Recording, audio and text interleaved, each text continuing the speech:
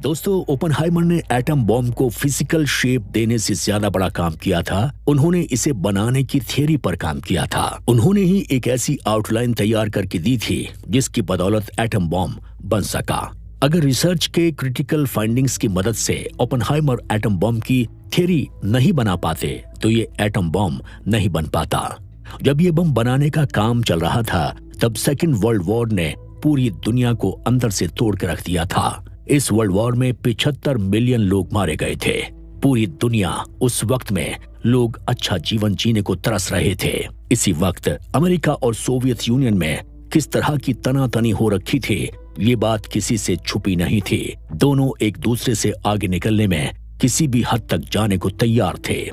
वहीं दोनों तरफ से दो साइंटिस्ट भी एक दूसरे को अपने काम के जरिए पीछे छोड़ने में लगे हुए थे।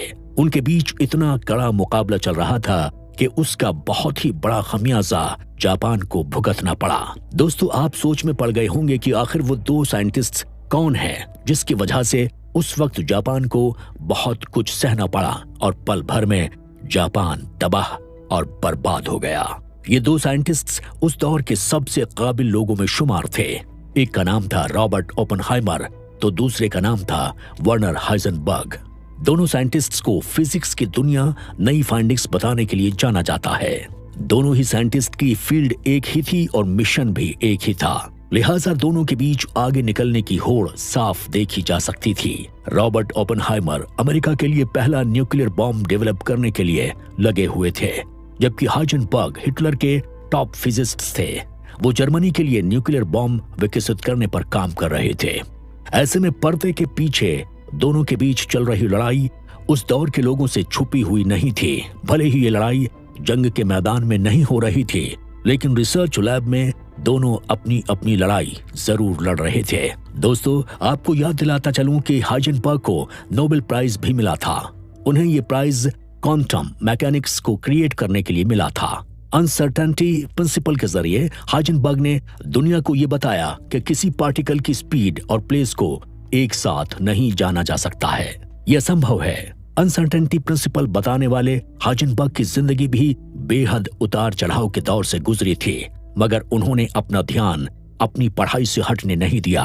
उनकी बातों ने साइंस को नया डायरेक्शन दिया। इसी कारण से उन्हें फादर ऑफ क्वांटम फिजिक्स भी कहा जाता है। दूसरी ओर रॉबर्ट ओपेनहाइमर भी किसी से कम नहीं थे। वो उस दौर में अमेरिका के सबसे महान वैज्ञानिक माने जाते थे। एटम बॉम्ब बनाने के बाद से ही उन्हें फादर ऑफ एटॉमिक बॉम्ब कहा जाने लगा। दोस्तों, अब बात करते हैं कि दोनों के बीच चल रही एक ऐसी जंग के बारे में जिसका अंत काफी खतरनाक हुआ था। बात उन दिनों की है जब 1939 में सेकेंड वर्ल्ड वॉर चल रहा था और जर्मनी दुनिया के मैप पर अपनी पकड़ बनाने के लिए एक अलग ही गेम खेल रहा था। इतना ही नहीं, अपनी ताकत के सहारे जर्मनी ने एक के बाद एक देश पर हमला करना शुरू कर दिया था। ऐसे में जर्मनी की ताकत के आगे दुनिया के कई देश घुटने टेकते हुए नजर आ रहे थे। इसी दौरान हाइजेनबर्ग ने उस वक्त जर्मनी की सरकार को एक ऐसा प्लान बताया था जिसे सुनकर उस वक्त की जर्मन सरकार के होश उड़ गए थे। ये कोई मामूली प्लान नहीं था, ये पूरी दुनिया को तबाह और बर्बाद करने का फुल प्रूफ प्लान था। दरअसल हाइजेनबर्ग एक सुपर बम बनाना चाहते थे जिसको एटॉमिक बम नाम दिया था। उन्होंने समझाया कि अगर हम एक यूरेनियम के एक एटम को तोड़ेंगे तो एक एनर्जी निकलेगी, लेकिन उसी यूरेनियम के बहुत सारे एटम एक साथ तोड़ेंगे तो भारी मात्रा में ऊर्जा यानी एनर्जी निकलेगी और इस एनर्जी का इस्तेमाल कर भारी तबाही मच सकती है। इस तरह से हाइजेनबर्ग ने जर्मन न्यूक्लियर वेपन्स प्रोजेक्ट पर काम करना शुरू कर दिया। उधर अमेरिका के भी कान खड़े हो चुके थे और उसको इस प्रोजेक्ट की भनक लग गई थी। बस फिर क्या था, अमेरिका ने भी सोच लिया था कि उसे किसी भी तरह से सबसे पहले परमाणु बम बनाना है। इसलिए उसने देर किए बगैर रॉबर्ट ओपेनहाइमर को बुलाया और उन्हें परमाणु बम तैयार करने को कह दिया। हालांकि शुरुआत में रॉबर्ट ओपेनहाइमर मानने को तैयार नहीं थे कि यूरेनियम के एक एटम को तोड़ने से ऊर्जा यानी एनर्जी निकलेगी, लेकिन जब उन्होंने खुद से प्रयोग करके देखा तो वो भी दंग रह गए। माना जाता है यहीं से दोनों के बीच परमाणु बम बनाने की होड़ शुरू हो गई। ऐसे में हम कह सकते हैं कि जिस धरती पर हम रहते हैं उसी पृथ्वी को एटॉमिक युग की तरफ ढकेलने की शुरुआत हो गई थी। इसका रोड मैप इन्हीं दोनों साइंटिस्ट्स ने तैयार किया था। जर्मनी ने मौका देखकर बेल्जियम से भारी मात्रा में यूरेनियम खरीद लिया था ताकि वो अपने सुपर बम के प्रोजेक्ट पर तेजी से काम करना शुरू कर सके। ये तो सब समझ गए थे कि ये बम तब काम करेगा जब यूरेनियम के बहुत सारे एटमों को एक साथ तोड़ा जाए। ये सब एक चेन रिएक्शन से संभव था। उस वक्त तक ये सब बातें किताबी ज्ञान हुआ करती थीं, लेकिन हाइजेनबर्ग इसे प्रैक्टिकली टेस्ट करना शुरू कर चुके थे।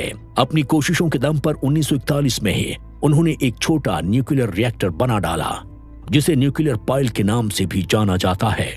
इस पूरे एक्सपेरिमेंट में उन्होंने एक चेन रिएक्शन को अंजाम दिया। उनके इस खतरनाक मिशन को इस एक्सपेरिमेंट ने बहुत ज्यादा रफ्तार जरूर दे दी थी। उधर अमेरिका भी न्यूक्लियर बम बनाने की राह पर था, हालांकि उसके पास यूरेनियम का कोई ठोस सोर्स नहीं था। रॉबर्ट ओपेनहाइमर को पता था कि इतने यूरेनियम में सिर्फ एक बम बनाया जा सकता है, जो काफी नहीं होगा।